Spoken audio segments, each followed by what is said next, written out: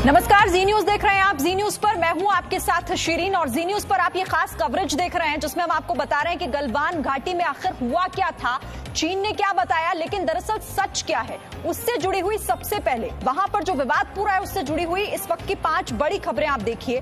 झड़प में भारतीय सैनिकों ने चीन के सैनिकों की गर्दन तोड़ी, सूत्र ये बड़ी जानकारी दे रहे हैं उस झड़प से जुड़ी हुई जिसमें भारतीय सैनिकों ने कैसे चीन के सैनिकों की गर्दन तोड़ी। झड़प के दौरान चीन के सैनिकों की रीढ़ की हड्डी तोड़ी।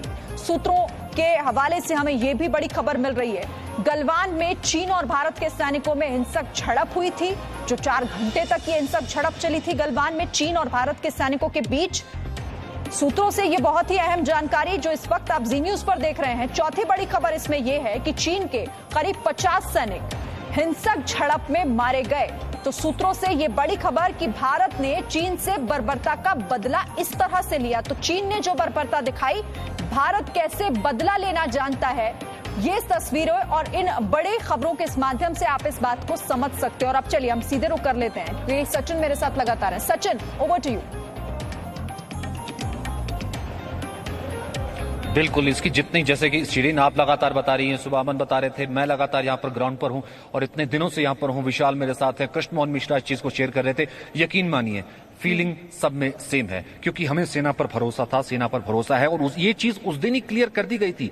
लेकिन उस कई हलकों से इस तरीके की बातें की जा रही थी कि साहब चीजों को क्यों छुपा रहे हैं, गलवान घाटी का सच क्या है वो तो बता दीजिए। गलवान घाटी से तो कहा गया था भैया भरोसा कीजिए, जब सेना ने कहा है कि माकूल जवाब दिया गया है, जब सरकार ने कहा है कि मस्तक झुकने नहीं दिया जाएगा, और जो आधिकारिक तौर पर ऑफिशियल स्टेटमेंट्स आ रही है उन पर आप यकीन कीजिए, धीरे धीरे जो इन्फॉर्मेशन है वो छन करके बाहर आ जाएगी। लेकिन नहीं, फिर भी लगातार क्वेश्चन किया जा रहा था, और क्वेश्चन तो यहां तक किया जा रहा था कि उस क्वेश्चन के एम्बिट में सेना को, जिस वक्त, जो कि हम लगातार ग्राउंड से ये कह रहे थे, और सिन्हा साहब हम लगातार ग्राउंड से ये कह रहे थे, वो लोग जो वहां पर दिल्ली में खड़े होकर सवाल उठा रहे थे कि अभी चीजें खत्म नहीं हुई हैं।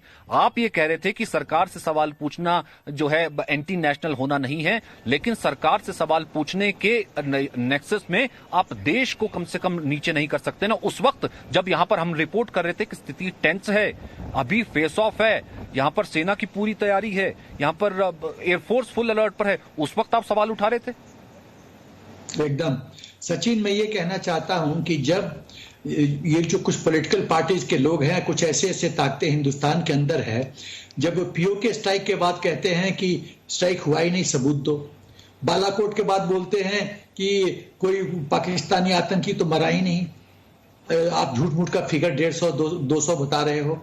सवाल ये पैदा होता है कि राजनीति का इतना ओछा दृष्टिकोण रखते हुए, सत्ता के मोह में, अपीजमेंट पॉलिसी के मोड में, कुछ लोग को वोट बैंक के तरीके से प्रभावित करने के मोह में जो लोग ये देशद्रोह करते हैं उनको एक कड़ी सबक सिखाने की जरूरत है, उनके खिलाफ कड़ी कार्रवाई करने की जरूरत है।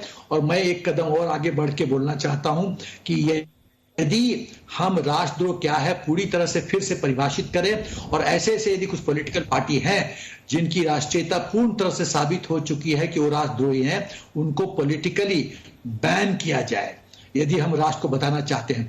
क्योंकि ये एक्सेप्टेबल नहीं है कि आप हिंदुस्तान के साथ अंदर रहिए और हिंदुस्तान को खोखला करने का प्रयत्न कीजिए, और आप चीन के एजेंट के रूप में बन के आप राफेल डील के चक्कर में टेक्निकल डिटेल्स मांगिए, और चीन का दबाव का जो है वो साउंडिंग बोर्ड बनिए हिंदुस्तान के अंदर रखे। ये नहीं चलेगा, ये एकदम राष्ट्र को पसंद नहीं है। क्योंकि मुझे याद आता है ना सर, मैं ये कहता हूं, आपने बिल्कुल ठीक कहा सर। मैं कहता हूं ठीक है, आप विचारधारा से अलहदा हो सकते हैं, आप सरकार से अलहदा हो सकते हैं, आप किसी जिसे कहते हैं आइडियोलॉजी से अलहदा हो सकते हैं, लेकिन कम से कम आप सेना से तो अलहदा नहीं हो सकते ना, देश से तो अलहदा, देश से तो कम से कम डिफर नहीं कर सकते ना। उस दिन क्या कहा था प्रधानमंत्री ने, एक बार वो देखिए, जब फ्री हैंड की बात कही थी तब भी सेना पर सवाल उठे थे। एक सेकंड सर, मैं सुनवाता हूं उस दिन क्या कहा था प्रधानमंत्री, मैं वापस आऊंगा सर। मैं आप सभी को, सभी राजनीतिक दलों को फिर से आश्वस्त करता हूं कि हमारी सेनाएं सीमाओं की रक्षा करने में पूरी तरह सक्षम है। हमने उन्हें यथोचित कार्रवाई के लिए पूरी छूट दी हुई है। हमने उन्हें फ्री हैंड दे दिया। ये अपने आप में बहुत था ना विशाल कहने के लिए, और हम ग्राउंड पर लगातार रिपोर्ट भी कर रहे थे कि जरा यहाँ तैयारी तो देखिए, अनप्रेसिडेंटेड तैयारी है। लेकिन फिर भी कोई ना माने तो किसी को क्या बताए, और फिर भी अगर सबूत मांगे तो उसके लिए 45 से 50 अगर चीनी सैनिकों के जो है, हमने कहा कि इस तरीके से जो निहत्थे गए थे हमारे भारतीय जवान, फिर भी 45 से 50 चीनी सैनिकों को जो है मार करके आए हैं, ये मेरे ख्याल से बहुत है। देखिए सचिन, बिल्कुल सचिन, देखिए इसी चीज पर लद्दाख की जनता भी और देश की जनता भी उन लोगों से सवाल पूछ रही, जो लोग बात बात पे सबूत मांगते हैं। आखिरकार उन्हें इसमें क्या मिलता है? सेना पर भरोसा करना होगा, सेना का मनोबल बढ़ाना होगा, और जिस तरह से सेना को फ्री हैंड इस वक्त दिया गया है, यकीन मानिए इस वक्त एलएसी पर जितनी भारी तादाद में फोर्स तैनात है, और इसके साथ ही साथ आप ये समझिए कि उन्हें जितना फ्री हैंड दिया गया है, उन्हें अपने स्तर पर फैसला लेने की छूट दी गई है। इससे पहले ऐसी स्थिति कभी देखने को नहीं मिली होगी। और जिस तरह से 45 से 50 चीनी सैनिकों को हमारे भारतीय सेना ने मार गिराया, वो ये दिखाता है कि चीन सिर्फ डर दिखाता है। चीन जो दादागिरी की अपनी एक हनक बरकरार रखता था, उसको भी भारत ने तोड़ दिया, और चीन अंदर से बहुत खोखला है। मैं एक रिपोर्ट पढ़ रहा था सचिन, सुंजू जिसके आधार पर चीनी सेना काम करती है, जिसकी बनाई हुई नीतियों पर काम करती है, सुंजू के मुताबिक इतना ज्यादा डर दिखा दो, इतना ज्यादा बाहरी ये दिखा दो दुश्मन को कि आप बहुत मजबूत हैं, आप उतना आगे बढ़ते रहेंगे। चीन अभी तक इसी नीति पर काम करता रहा, लेकिन इस बार चीन को उसकी ये नीति बहुत उल्टी पड़ गई। भारत उसके किसी दबाव में नहीं आया, भारत कहीं से डरा नहीं, और चीन का अहंकार भी टूटा है। पर दोबारा उनके कुछ लोग, जो कि ट्विटर वहां नहीं है चीन में, लेकिन फिर भी कुछ लोग एडीजीपी आए और सब लोग जो उनके जो है वो ट्विटर पर आकर के झूठे प्रोपेगेंडा फैला के, उससे जंग नहीं जीती जाती है ना। निहत्थे भी यहाँ पर अगर हमारे सैनिकों को पीछे से वार करते हैं तो उसके बाद भी क्या अंजाम होता है, और डर होता क्या है ना, डर तो इस वक्त चल रहा है, वो चीनी आर्मी में चल रहा है। एक और प्रधानमंत्री की साउंड बाइट सुनते हैं, फिर वापस आता हूं। न वहां कोई हमारी सीमा में घुस आया है, न ही कोई घुसा हुआ है, न ही हमारी कोई पोस्ट किसी दूसरे के कब्जे में है।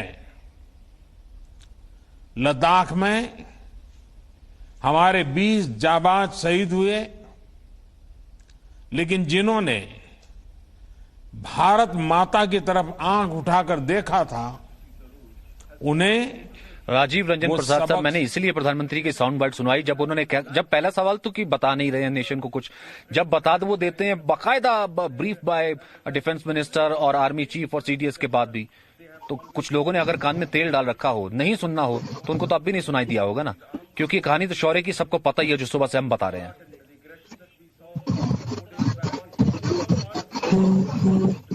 देखिए, हमारी सेना ने ये दिखा दिया चीन को, जो अगर तुम हमारी तरफ आंख दिखाओगे तो हम तुम्हारा आंख फोड़ देंगे, अगर तुम एक मारोगे तो हम तुम्हारा 10 मारेंगे। ये संदेश तो हमारी सेना ने चीन को दे दिया।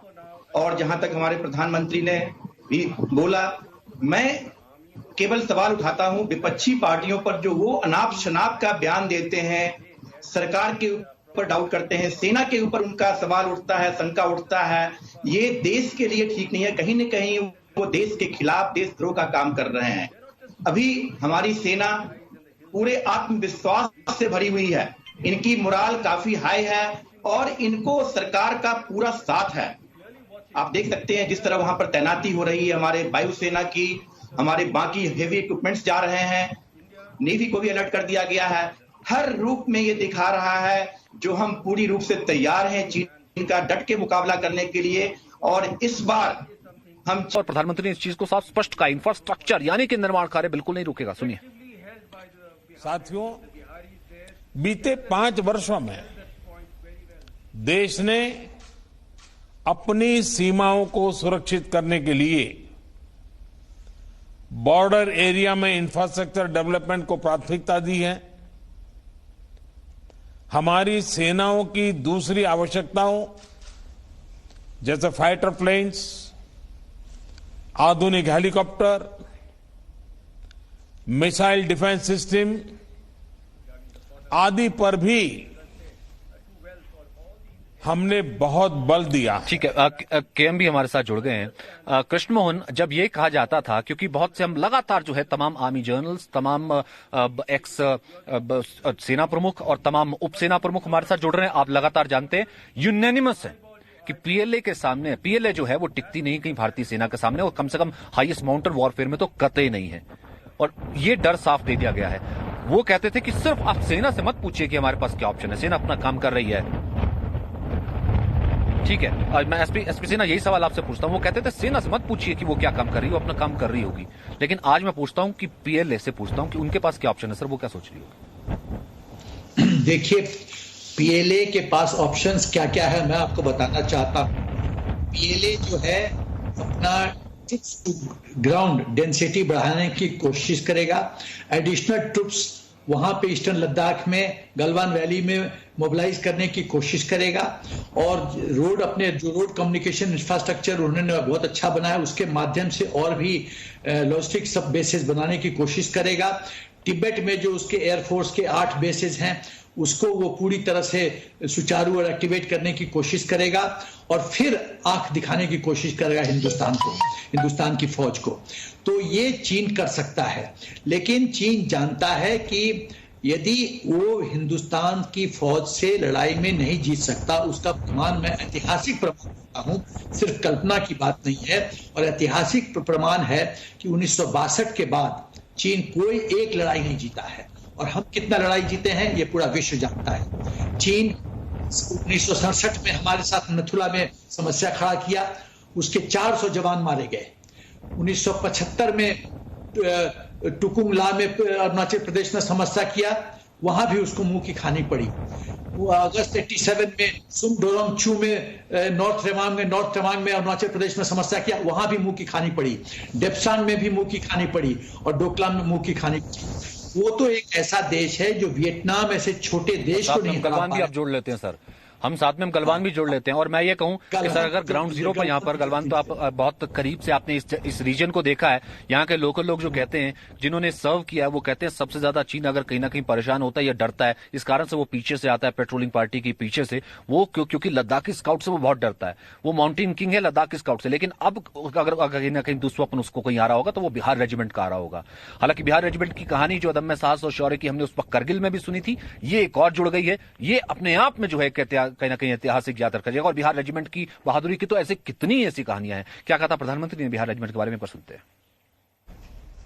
आज जब मैं बिहार के लोगों से बात कर रहा हूं तो मैं गौरव के साथ इस बात का जिक्र करना चाहूंगा कि ये पराक्रम बिहार रेजिमेंट का है। हर बिहारी को इसका गर्व होता है, और जिन वीरों ने देश के लिए बलिदान दिया है उनके प्रति नमन करता हूं। बिहार के भी हमारे जो साथी जिन्होंने बलिदान दिया है उनके प्रति मैं अपने श्रद्धा सुमन अर्पित करता हूं, और उनके परिवारजनों को भी आज जब बिहार से बात कर रहा हूं तो मैं विश्वास दिलाना चाहता हूं कि देश आपके साथ है, देश सेना के साथ है, देश उसके उज्जवल भविष्य के लिए कृत संकल्प है। तो ये अदम्य साहस, अदम्य शौर्य की गाथा, जिसे मैं कहूं कि खुद सेना के लफ्जों में, सुबह जब हमारे साथ लेफ्टिनेंट जनरल मौजूद थे तो उन्होंने कहा था कि this is just the tip of the iceberg, ये तो सिर्फ अभी शुरुआती कहानी है, आगे आगे देखिए। जब ये साहस की कहानी सामने आएगी, आपने सिर्फ एक कमांडिंग ऑफिसर के पीछे से हमला किया, पूरी रेजिमेंट ने किस तरीके से जवाब लिया है कि वो कहानी जो कि छुपाता फिर रहा था चीन, हम लगातार उसे बताते रहेंगे, ये चीन एक्सपोज करते रहेंगे, और इस साहस की कहानी को हम लगातार आपके सामने लाते रहेंगे। ये बड़ी कवरेज लगातार ग्राउंड जीरो से यहां से जारी रहेगी। छोटा सा ब्रेक, आप सभी का बहुत बहुत शुक्रिया इस ब्रेक के लिए। Presenting B News app, available on Google Play and App Store. Download it now.